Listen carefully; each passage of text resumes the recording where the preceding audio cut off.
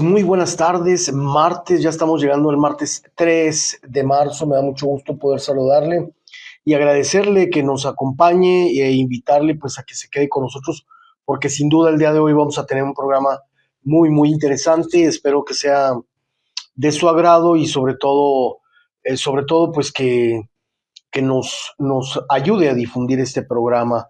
El día de hoy estaremos transmitiendo como siempre a través de Alternativa FM 100.3, la radio selectiva. El día de hoy estaremos comentando pues cosas de lo que está sucediendo con esta reforma electoral que pues de plano no le cuaja a la presidenta de la República. Ya se dijo que la iban a mandar y pues no, la verdad todavía es hora que nada. No ha sido enviado más que pues un borrador, pero todavía la presidenta dice que pues que hay muchos detalles que afinarle y yo creo que ya se tardaron mucho tiempo con esos detalles. El día de hoy también le decía, bueno, pues seguimos preocupados por lo que está sucediendo allá en torno de la zona de conflicto allá en Medio Oriente. Está preocupante porque ya son muchos bombardeos, ya son muchas horas en que hemos estado viendo actividad bélica en un sentido y en otro. Y lo peor es que se están involucrando países pues que nada tienen que ver en el asunto. Sin duda es una situación delicada. Oiga, le comento que Miguel Torruco es el nuevo subsecretario de Prevención mm, de las Violencias en el equipo de Harfush, una jugada estratégica. Estará fungiendo como subsecretario en la Secretaría de Seguridad Pública y Ciudadana. Pues él, legislador, déjeme le comento, Miguel Torruco, hijo del ex subsecretario de Turismo, Miguel Torruco, y nieto del actor Miguel Torruco. Entonces, pues, gente muy reconocida y sobre todo muy importante dentro de Morena, dentro de la estructura de Morena. Le comento también que Miguel Torruco es hermano, o más bien es cuñado de Carlos Slim, hijo. O sea, ahí le va diciendo, o sea, el cuate está eh, de algún modo, este, protegido y está haciendo su lucha, el cuate está haciendo su lucha. Señores, estamos, como le decía a usted, transmitiendo a través de Alternativa FM 100.3, la radio selectiva en esta tarde. Agradezco como siempre todo su apoyo y le comento a usted pues que el presidente Trump está prometiendo seguros y escoltas para los barcos petroleros en el estrecho de Hormuz.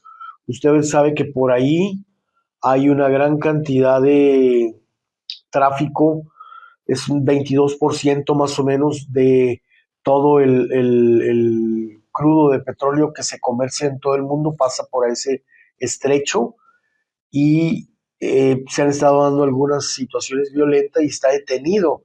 Eso está deteniendo el flujo de petróleo y esto está encareciendo el costo del barril de petróleo y por eso el presidente está pues prometiendo escoltas para los buques petroleros en el estrecho de Hormuz. Le comento también que eh, pues países se interesan por petróleo y gas de Canadá ante el conflicto de Medio Oriente. Y bueno, pues esa es la pregunta que se está haciendo, ¿no? La gente, ¿Canadá pudiera convertirse en exportador de petróleo? Bueno, pudiera aprovechar esta coyuntura, porque ahorita pues la situación allá es difícil desde el punto de vista comercial y también turístico. Hay una gran cantidad de personas de algún modo estamos viendo pues esto que está sucediendo acá, allá en aquella parte del mundo con esta situación, con esta guerra, y que le decía que desde el punto de vista turístico hay una gran cantidad de personas que están varadas sobre todo en Dubái, que Dubái se convierte en un punto de distribución para otros lugares. Y ahorita esa zona está pues con el espacio aéreo restringido y está impidiendo que muchos salgan de ahí o puedan trasladarse a otros lugares. Y hay gente que está atrapada, muchos turistas están atrapados en ese lugar. Le están cuestionando a la presidenta de la República por qué no resguardó el inmueble y la presidenta pues le echa la vara a la Fiscalía General de la República porque le preguntaron ahorita en la mañanera por qué no se resguardó el inmueble, porque la verdad pues, hemos estado viendo una gran cantidad de reportajes que se han estado haciendo de ahí, del lugar en donde estuvo viviendo sus últimos días el Mencho, y la verdad, pues sí, entran como Juan por su casa, se le pregunta a la primer mandataria sobre este asunto y ella no, pues se quita la vara y dice que fue la FGR la encargada de aclarar cómo estuvo esos ingresos no tan solo de la prensa, mucha gente entró ahí, o sea, el que no quiso entrar fue porque no quiso, pero la verdad es que se le cuestionó y sí, la verdad sí me parece que esto sin duda va a traer consecuencias. También están previendo que el alza pudiera llegar hasta el 25% en los costos laborales por la reducción de la jornada de 40 horas, es decir, para poder compensar esa reducción de horario de jornadas laborales, pues ahora lo que va a pasar es que pues van a tener que absorber o van a impactar pues estos costos laborales en los patrones para poder solventar esta reducción de las 40 horas. Acuérdense que va a ser paulatina, ¿eh? De aquí al 2030 es lo que se supone que se está manejando. Bien, señores, volviendo al tema de Trump, que todavía desafortunadamente eso va a dejar mucho todavía que decir, todavía hay mucho que investigar, hay mucho que platicar en ese sentido, pero sí le comento una cosa. En el caso de España, España se negó rotundamente a utilizar sus bases eh, donde hay equipo norteamericano, hay armada y personal norteamericano, pues le impidió España a Trump que utilizara esas bases y en represalia, pues el presidente norteamericano está prometiendo cortar comercio con España por negarse a colaborar en el ataque a Irán. Eh, y esto, bueno, pues insisto, pues sigue enrareciendo lo que está sucediendo allá. También dice Trump que es demasiado tarde para negociar esto tras los ataques de Estados Unidos a Israel, en donde parece ser que hubo acercamientos de parte de Irán, pero pues dice Trump que ya es too late, muy tarde para eso. Bien, mientras todo eso está pasando, desgraciadamente sigue avanzando el tiempo y pues la organización del mundial sigue avanzando también. Y hoy en la mañana también la presidenta pues estuvo ahí muy contenta, ahí con pues figuras, ¿no? Como Bebeto y otros que estuvieron ahí en la presidencia de la República, estuvieron mostrando la Copa del Mundial esta mañana, le decía en la conferencia de la presidenta Claudia Sheinbaum. Y bueno, pues muchos nos seguimos preguntando, ¿no? ¿Qué va a pasar con esto? ¿Qué va a pasar con este asunto? Pero bueno, señores, A mí también de lo que me gustaría platicar es de lo que va a pasar con la reforma electoral, hacia dónde vamos a ir, qué va a pasar y sobre todo, bueno, sobre todo habrá una ruptura entre Morena y el Verde por esta cuestión que le comento a usted de, de que el Verde y PT no aceptan esta, eh, pues esta presunta ley que se está cocinando en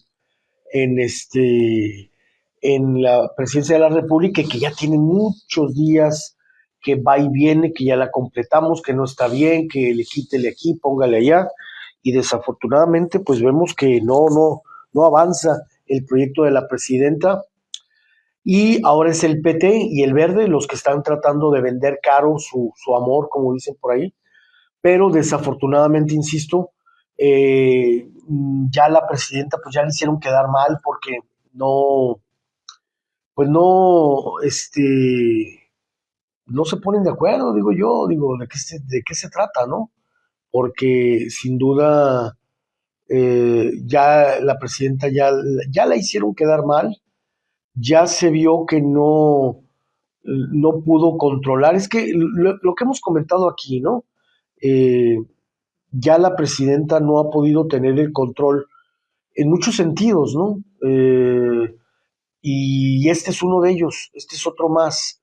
La presidenta, al no poder tener el consenso de estos dos partidos, pues se ve que ya le agarraron el número a la presidenta, se ve que la presidenta está desesperada, está sobre todo desesperada y está eh, acorralada por los grupos, los diferentes grupos que confluyen al interior de Morena y que también le impiden a ella avanzar en muchos sentidos. Y mire, eh, insisto, le falta una buena operadora política u operador político, según sea el caso.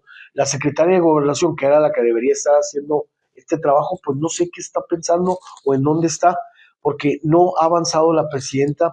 Ya tiene como 2 semanas entrampada con la reforma electoral y ya le entró el niño verde a la negociación, sigue atorada, siguen atorados en algunos aspectos. Ya salió Manuel Velasco a decir que ya están casi al 99%, pero todavía no cuajan el 100%. Entonces, esto es una situación que ya no ha podido resolver la presidenta y que nos habla de una ineficacia en el área político muy, muy grave.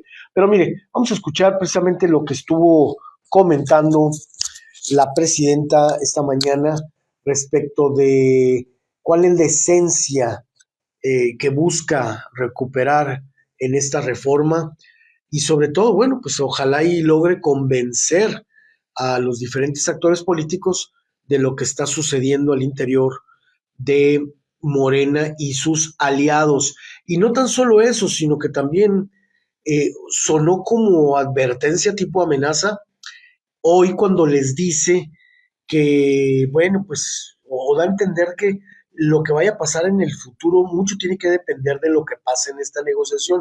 O sea, el año que viene hay elecciones, va a ir Morena, PTI y el Verde también en alianza después de que no apoyaron a la presidenta en esta reforma electoral. O sea, ese va a ser eh, el mensaje. Vamos a escuchar qué dice Claudia Sheinbaum en ese sentido. Lo más importante en la reforma que estamos planteando es recuperar la esencia de la democracia, que es la representación del pueblo. La democracia es el poder del pueblo, no de los partidos políticos. Entonces, lo esencial que estamos planteando en la reforma, más allá de la discusión del PREP o no, son dos cosas. Una, que los llamados plurinominales, que la representación proporcional no sea decidida por las cúpulas de los partidos políticos, sino sea decidida por la gente.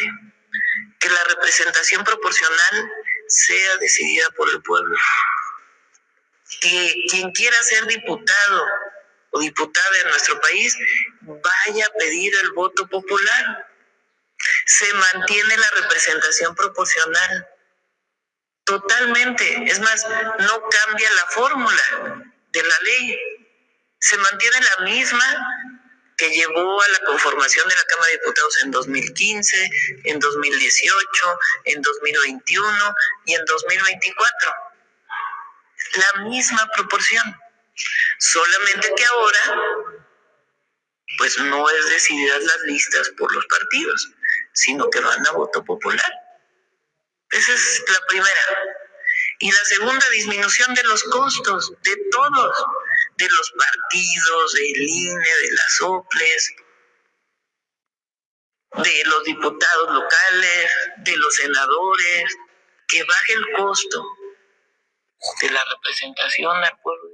Bueno, eso es parte de lo que nos estuvo comentando en la mañana que estuvimos escuchando la conferencia, que siguen muchas dudas, pero eso todavía lo seguiremos comentando más adelante. Por lo pronto, como le decía a usted, tenemos esta posibilidad de platicar con don Rafael Loret de Mola, un reconocido escritor y un gran periodista, y nos interesaría conocer su punto de vista de lo que está o cómo ve la situación actual del país en varios temas, sobre todo en esta reforma electoral. Pero antes me gustaría conocer su punto de vista respecto de lo que ocurrió hace más de una semana, con 2 días, el abatimiento de este reconocido líder de un cártel muy importante en México. Don Rafael, muy buenas tardes y bienvenido a su programa En la Mira, aquí en Ciudad Juárez. Buenas tardes. ¿Qué tal? Me da mucho gusto saludarle y además pues estar en contacto con el amable público de Ciudad Juárez. Es una ciudad a la que yo especialmente le tengo un cariño muy grande. Sabemos, don Rafael, que usted tuvo algunos años de su existencia viviendo en esta noble ciudad, lo cual en 2005, ya hace 20 años, pero ahí estuve escribiendo el libro que se llama así, Ciudad Juárez, en donde hablábamos de la problemática histórica, social y política de esa ciudad. Y pues para mí fue muy satisfactorio convivir con ustedes, ver la realidad.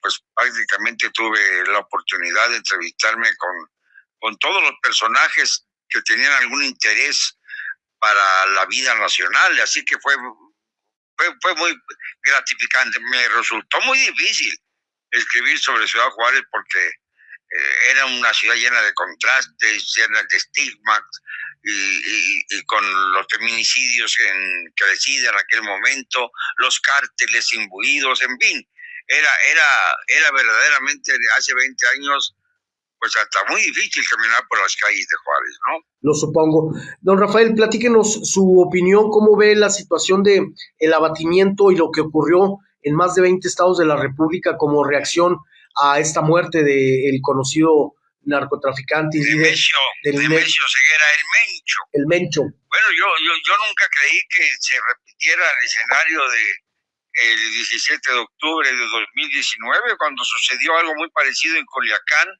Se aprendió a Ovidio Guzmán, el ratón, hijo del Chapo, y luego, inexplicablemente, el presidente de la República, entonces, el señor López Obrador, ordenó que se le soltara, que porque se evitaría así poner en riesgo a las familias de Culiacán y del país. Pues esto no ocurrió ahora. Ahora fueron directo hacia donde estaba localizable el señor el Mencho, y dicen que atacaron la cabaña en donde estaba, pero no tiene tiros la cabaña. Entonces las versiones, las oficiales, se dividieron en dos, se bifurcaron. Una habla de que fue llevado en helicóptero con la intención de depositarlo en Jalisco, lo cual era bastante temerario, puesto que Jalisco estaba hecho un polvorín, y a la mitad del camino se muere el Mencho y entonces deciden cambiar la ruta y aterrizar en Morelia con el helicóptero. Esta es una versión un tanto disparatada porque no se sabe a cierto modo de si realmente iba tan mal herido que se les murió por las heridas causadas en la refriega que hubo fuera de la cabaña en donde estaba, o bien lo remataron en el helicóptero. Esta es la versión que todavía falta, digamos, maquillar para que sea creíble a los ojos del público. Y la otra versión es de que fue abatido en el mismo lugar de la refriega y que ahí murió. Entonces no se sabe exactamente cuáles fueron las condiciones, pero lo que sí ya es indiscutible es que el operativo no solamente de la inteligencia estadounidense, sino de los marines que ya habían entrado desde hace mucho tiempo a nuestro territorio con el visto bueno del Senado y por supuesto de la señora Presidente, pues naturalmente que no han dicho que los que verdaderamente se llevan la gloria son precisamente esos marines que llevaron a cabo el operativo poniendo a los soldados mexicanos como escudos o escudos humanos. Lógicamente ahí fue donde hubo una gran pérdida de vidas por parte de los soldados. ¿Qué ha pasado? Pues lo mismo que pasó en Venezuela. Se extraen al dictador y dejan viva la dictadura. Aquí extraen, matan, asesinan, como queramos llamarlo, al Mencho, pero se deja viva la estructura del Cártel Jalisco Nueva Generación, que ahora ya está renovada. Ahora dicen que quien encabeza el cártel es un tal individuo al que le apodan el jardinero. Y entonces, pues esto es el cuento de nunca acabar, porque la estructura del cártel está intacta, que es lo que negoció la señora Sheinbaum. Es decir, bueno, ahí está el Mencho, pero por favor ya no le entren más al cártel Jalisco Nueva Generación. Y la prueba de ello es que en lugar de ir la señora Presidente a Guadalajara, a Jalisco, que fue el estado de donde surgió el cártel de referencia y de donde comenzó toda la acción que logró incendiar a todo el país, se fue a Mazatlán, a Sinaloa, no a Culiacán, no a la capital. Esa capital parece sitiada por todos los grandes narcotraficantes de cuello blanco, entre ellos el gobernador de Sinaloa, Rubén Rocha Moya. Entonces es una prueba más del contubernio que existe entre los altos mandos militares y políticos de nuestro país con los delincuentes como Nemesio Ceguera el Mencho, como otros más, a los que también han extraditado, pero sin descabezar a la serpiente. Bueno, o sea, descabezando a la serpiente, pero a la serpiente parece como camaleón. Inmediatamente le sale otra cabeza y otra lengua lista para picarle a quien se atreva a atravesarse, ¿no? Estamos hablando con el reconocido escritor y periodista Rafael Loret de Mola.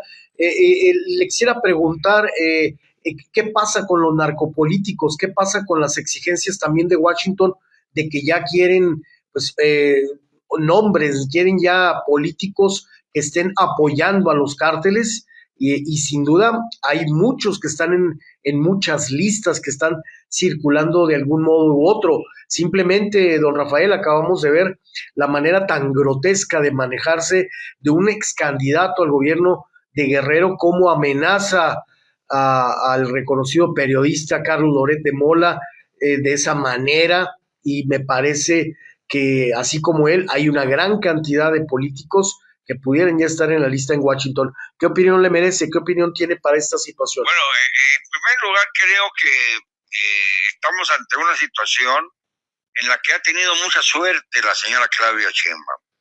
Suerte porque en el momento indicado después de la caída del Mencho, para ir en contra de los narcopolíticos mexicanos, surge el conflicto en Medio Oriente, surge la prioridad para los Estados Unidos de apropiarse del petróleo de todo Arabia, no solamente el de Irán, y se van encima de Irán junto con Israel para realizar allá una guerra. Ya no es un operativo, esto ya es guerra, que ha causado muchísimas bajas, que ha acabado con el ayatollah que estaba en el mando, Yameni, y obviamente esto ha distraído por completo a los altos mandos de los Estados Unidos. Eso le da más aire a los narcopolíticos mexicanos por el momento. Respecto al sujeto creo que se llama Pedro Sosa, Valladares, ese es su nombre completo. Segura, ¿no? Pedro Segura. Lanza la tontería esta de por ser exhibido ante la televisión, ante las redes sociales, como un elemento pernicioso que contrata a una banda, a la banda del Recodo, para hacerle un festín póstumo al señor Mencho y que se pone a cantar narcocorridos, se atreve esta cucaracha a tratar de amenazar a un periodista, como tú dices, que tiene ya pues sus años de carrera y que obviamente su característica es la de ejercer la crítica de manera independiente. Y pues lo que hacen es nada más mostrar hasta qué grado llega la impunidad en este país. ¿Cómo se puede tolerar que un individuo como este, que fue candidato del Partido Verde y del PT al gobierno de Guerrero, sea capaz de amenazar a un periodista por el solo hecho de exhibirlo en un festival que él organiza y en el que canta narcocorridos como una especie de apología del crimen? Esto se debe perseguir de oficio. No tendría que presentarse ninguna denuncia como pretenden tratar de desvirtuar algunos elementos de la oficialidad. Simple y sencillamente se debe perseguir de oficio y meter a la cárcel a fulano. Esto es lo que se debe hacer para preservar, además de entre otras cosas, la tranquilidad y el espacio informativo del periodista agredido. Así es. Señor Loret de Mola, también ¿usted cree que haya condiciones para llevar a cabo el Mundial de Fútbol? Porque digo, dado la explosividad y lo estridente que sucedió el domingo antepasado, en donde, bueno, pues vimos Jalisco, vimos sobre todo Puerto Vallarta, que le dieron la vuelta al mundo, ¿habrá las condiciones necesarias para llevar a cabo un evento de esta magnitud? Mira, yo te voy a poner un ejemplo muy claro y creo que todo el mundo la va a entender. Cuando fue el Mundial de Fútbol, a lo mejor tú eras muy joven en esa época, en el 1986, a México le cayó de rebote la sede. ¿Por qué de rebote? Porque en realidad la sede la tenía Colombia, pero fue para Colombia imposible realizar el Mundial por las condiciones de violencia que existían. Estaban las guerrillas, estaba el Frente Armado Revolucionario de Colombia y la FARC famosa, estaba también obviamente pues el cártel de Medellín, el cártel de Cali. Había una descomposición social en el tejido social tremenda y el gobierno estaba absolutamente replegado y soltó la pelota y la pelota nos vino a caer a los mexicanos. En este caso hay 3 sedes para el Mundial de este año 2026 y en el caso de México pues está viendo claramente que pues no dan las condiciones para realizar un evento de esta naturaleza. Hay 3 sedes en México, una de ellas Guadalajara, que francamente está sitiada por el Cártel Jalisco Nueva Generación. Me imagino que al Cártel Jalisco no le interesa gran cosa el armar un escándalo o llenar de violencia a Guadalajara en esas fechas, porque ya se sabe que muchos de los boletos que están a precios de oro, pues han ido a parar a los elementos del crimen. Entonces, ellos quieren que se realice el Mundial, pero ellos mismos han puesto los obstáculos para que no sea así. Y lamentablemente, pues la realidad de la violencia en México salta a la vista. Yo creo que este evento mundialista no debiera realizarse en México, pero resulta que tampoco debiera realizarse en los Estados Unidos, por la sencilla razón de que está cayendo Estados Unidos en la misma condición en la que cayó Rusia y por la cual ha sido vetada esta nación ante las organizaciones mundiales para hacer eventos internacionales. Entre ellos, la selección rusa, por ejemplo, no intervino en las eliminatorias para el Mundial 2026. ¿Por qué razón? Porque ha invadido a Ucrania y ha hecho una guerra contra Ucrania que permanece desde hace ya 4 años. ¿Y qué está haciendo Estados Unidos ahora mismo? Está atacando a Irán junto con Israel. Entonces, desde ese punto de vista, si hubiera un poco de coherencia, Estados Unidos estaría cayendo en las mismas condiciones en las que cayó Rusia y por la cual fue vetada. Entonces, La cosa es, bueno, queda Canadá, pero ya no podría Canadá tampoco organizarlo, pues fast track. Creo que el Mundial de 2026 está condenado al fracaso. Y creo además que sería absolutamente necesario cancelarlo, posponerlo o tratar de cambiar de sede hacia un lugar en donde hubiese condiciones más equitativas, más seguras para llevarla a cabo sin mayores problemas. No es fácil encontrar una sede en las condiciones en las que está el mundo. Europa también está contaminada. Sudamérica no se diga. Entonces es difícil mover la sede, pero si tuviéramos que escoger entre la violencia y el mundial, pues yo me voy más bien a evitar que por el mundial haya violencia, que es exactamente lo que debemos considerar. Así es. La oposición, Rafael, ¿qué está pasando con la oposición? ¿De qué manera pudiera capitalizar la ciudadanía o los movimientos que se están dando en el país? Uno de ellos, Resistencia, y otros movimientos que están surgiendo debido a que los partidos están rebasados totalmente, Rafael. Mire, yo creo que los partidos políticos no están cumpliendo con su deber. Y me preocupa mucho que se busque nuevos partidos políticos, de hecho ya algunos que ya empiezan a sumarse, porque con esto se pulverizan los votos opositores, los votos de aquellos que están en contra de la administración federal actual. Y eso pues lo aprovecha el partido en el poder. A más partidos y a más opciones, más división del voto opositor. Eso por una parte. Por la otra, tenemos en la cabeza una reforma electoral que de ninguna manera favorece el concurso de la democracia. ¿Por qué? Porque se está tendiendo a que sea más favorable el movimiento electoral al partido en el poder, a Morena.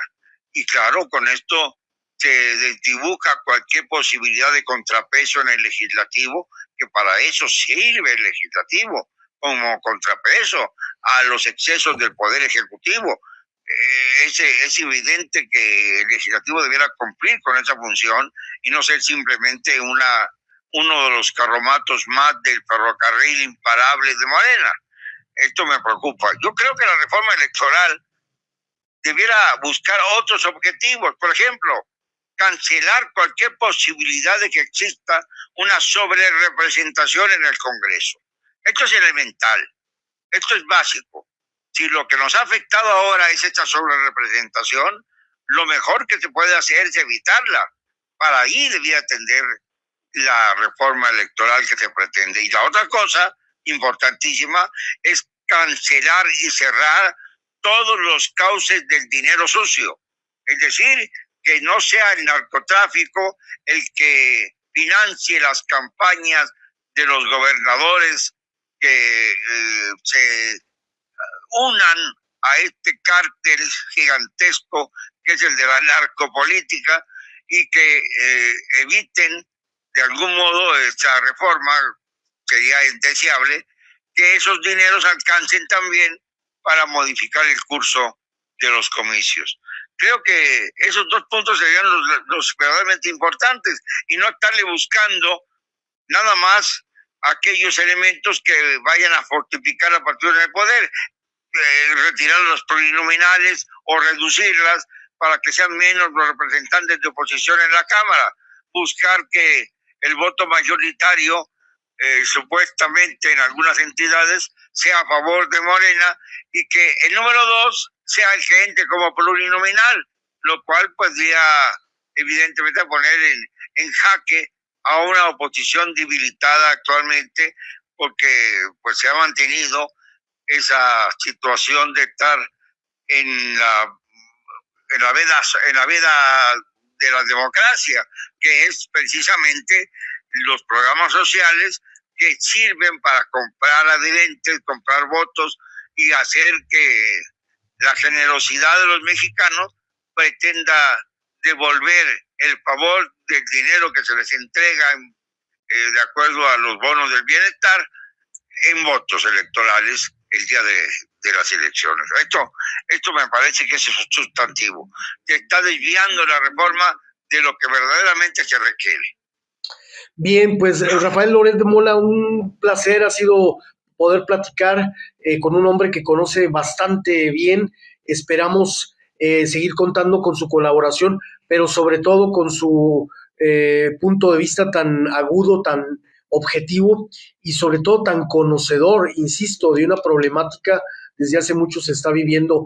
Ya esta situación, Rafael, está provocando que nos estemos olvidando del gobernador de Sinaloa, que nos estemos olvidando de un Manuel Bartlett, de un Adán Augusto. Fíjate tú, el otro día, hace unos días lo recordaba yo, cumplió 90 años el dinosaurio Bartlett. Wow. No hay quien le toque un cabello. ¿Por qué?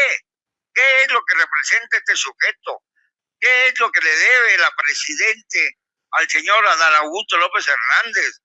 ¿Por qué protegen al almirante Rafael Ojeda Durán? O sea, no hay explicación para todo ello. Américo Villarreal, en Tamaulipas, Rocío Nale, que es una mujer integral y genéticamente corrupta, como el caso también de Laida Sansores en Campeche.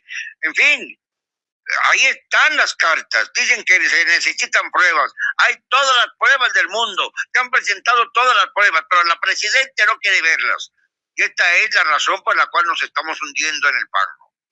Como periodista, ¿qué opinión le merece el libro que escribió Julio Scherer, hijo, respecto de lo que pasa al interior de la presidencia? Bueno, y sobre todo...